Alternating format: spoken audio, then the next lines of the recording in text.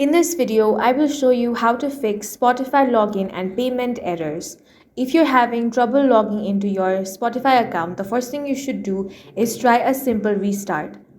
For that, just hold down the side buttons on your device, then select the restart option. This alone can often resolve minor issues. If you're still unable to log in, then you want to head over to Spotify homepage and tap on the login button.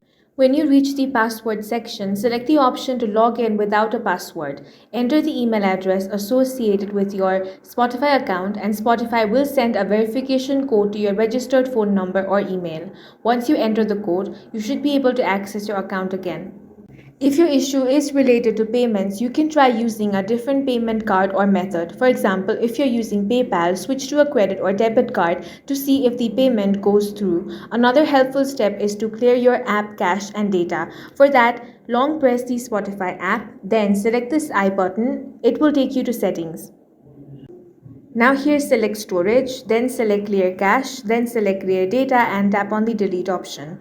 Once that is done, launch it open, enter your credentials and try to log in. And in this way you can easily resolve the Spotify login and payments error. And that's all for this video. If you found it useful, make sure to hit the like button and subscribe for more videos like this.